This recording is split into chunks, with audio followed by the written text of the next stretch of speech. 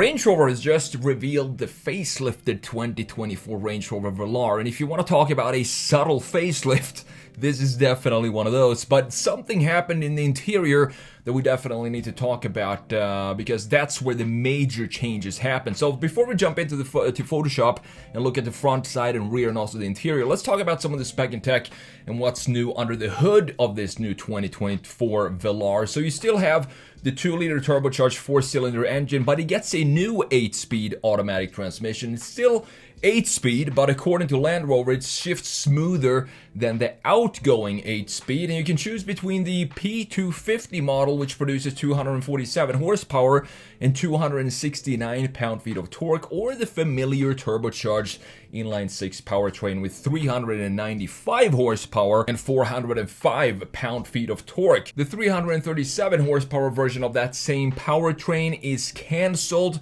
for this lineup of the 2024 model year. On the interior, you have an 11.4-inch curved infotainment system, which we're going to talk more about in Photoshop when we compare the pre-facelift to the facelift interior. And the 2024 Velar is on sale right now with a starting price of about $63,000. So let's jump into Photoshop here and let's see what's actually new here. It's really hard to see or to tell what they actually changed because it's such a subtle little facelift, but I actually like it. I think they did a good job with this facelift. From the start, from the beginning when I first saw the Velar, I think it's one of the most stunning, elegant, almost graceful looking SUVs, specifically when it comes to the proportions. Land Rover right now, they have a very strong identity, and I think they made this facelift to kind of bring that identity in and closer to the Range Rover. So looking at the old one up here and comparing it to the 2024 facelift, we do have a new grille. As you can see,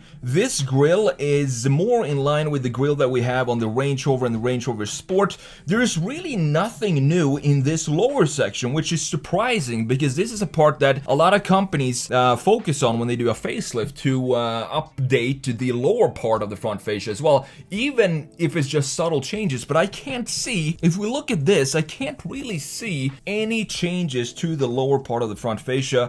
The only changes I see are the grills, which is almost like an aftermarket thing that you could do yourself. But then we have the LEDs in the headlights right here, which is a little bit confusing because this circle or ellipse that we have, this square that we have right here, is actually visible. It's they do have that thing on the new Range Rover, so I feel like if they want to bring it closer to the Range Rover, they probably should have kept this little piece right here. But instead, what they did is they created just one single line of LED going in like this, which looks good. And I guess it kind of separates it a little bit more from the Range Rover in the front end. And it feels like minimalism is the key word for this specific facelift. So the side view, this is the view that I think really brings out the gorgeous proportions of the Velar. I think it's a stunning looking SUV and it sits properly. What I love about this is just look at this line right here, this cut line going all the way here, and all the graphics stem from this cut line. You have this graphic right here, then you have this graphic in the side, and of course you have the taillights in the rear as well, almost mirroring the shape of the front headlights. You can see that these are almost the exact same shape in profile, which I think looks really good. In addition to that, the roof line of this thing and the swooping line that goes up in the lower part creates a very athletic looking style for this, for what it is, an SUV. And it kind of reminds me a little bit of the Lincoln Aviator. It has a similar style when it comes to side view, when you have this down sloping roofline and the lower part going up, creating a very tight looking rear end. This height looks very tight and sporty, specifically when we also add these black graphics. Reduces the visual mass of this design and makes it look more nimble and more light, specifically looking at it from a side view. So looking at the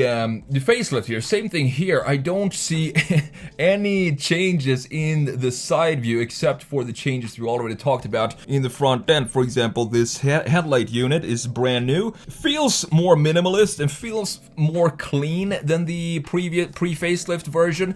And we also have the same treatment in the taillight, as you can see here. For the 2024, we have one single bar that almost exactly mirrors the front end bar as well in this new facelifted version. And we also looks like we have some new wheel designs, which looks very similar to the old one, but just to, you know, have a little bit more changes in this facelift. Wheel design is one of these those changes you can make very easily. And I still think these suit this SUV very well. They still look elegant and complex enough in its spoke design, while still having this minimalist approach to it. So looking at the rear view before we look at the interior, where I said the biggest changes happened. So here you can clearly see the new graphics of the taillight, and I actually, in this case, I prefer the taillights of the facelift. I think this still looks good with these two bars dipping down like that, but in the front end, for example, I kinda prefer the old one because it looks more in line with the Range Rover, and I kinda like this little square LED that we have right there. But in the rear, I think this looks a lot better than the pre-facelift version.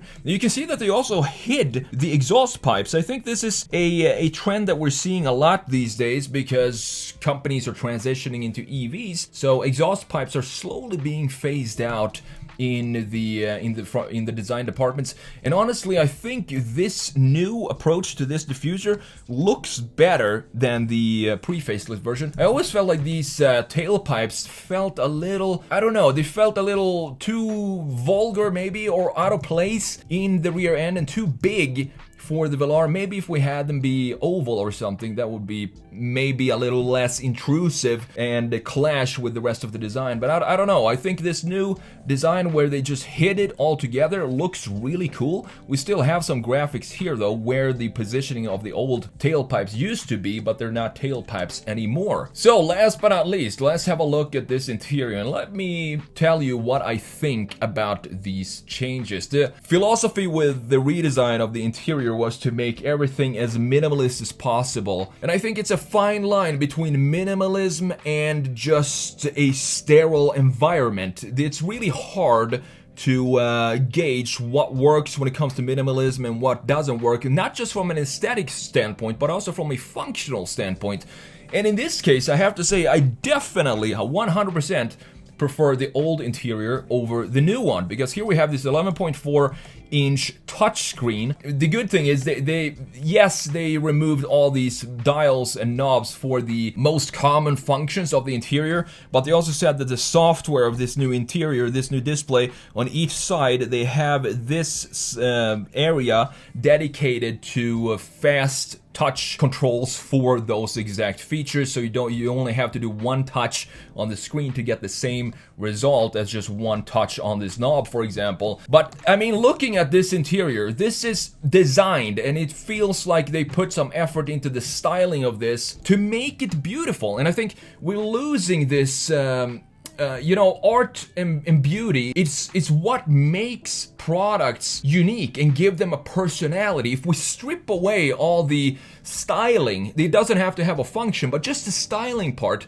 we kind of lose the personalities of whatever product it is we're sketching. And I think you can see that also in modern architecture. Everything gets so square and so parallel and horizontal and vertical that we lose the soul of the buildings. That's why I prefer older buildings, because they feel like they have more personality. And I think the same change is happening in car design and specifically in interiors. But one good thing here is that they thankfully kept the housing for the gauge cluster, so we still have the display sitting deep inside here, which I like, just like we have in the previous pre-facelift. But I definitely prefer this implementation of the infotainment screen right here, and then we have a cool infotainment screen down here with the knobs and dials, buttons, physical buttons for the controls that we use all the time. And it gives a nice feeling when you have something to touch and you feel the quality in the material and so on, and not just touching a glass screen on every single function